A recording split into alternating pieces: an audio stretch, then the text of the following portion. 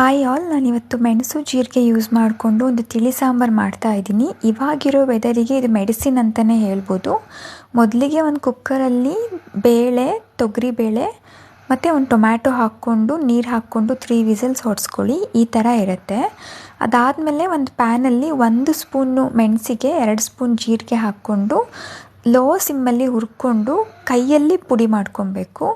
ಇದು ಕೈಯಲ್ಲಿ ಕುಟ್ಟಿ ಪುಡಿ ಮಾಡ್ಕೊಳ್ಳೋದ್ರಿಂದ ಸಾಂಬಾರು ತುಂಬ ಚೆನ್ನಾಗಿ ಟೇಸ್ಟಿಯಾಗಿ ಬರುತ್ತೆ.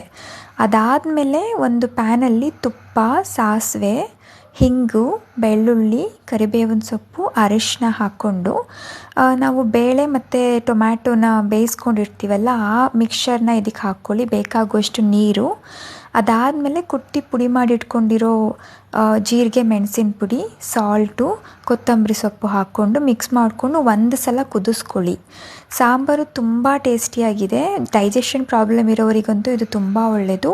ಈ ವೆದರಿಗೆ ಮೆಣಸು ಜೀರಿಗೆ ಹೆಲ್ತಿಗೆ ತುಂಬ ಒಳ್ಳೆಯದು. ಟ್ರೈ ಮಾಡಿ ಹೇಗಿದೆ ಅಂತ ನನಗೆ ಕಮೆಂಟ್ ಮಾಡಿ.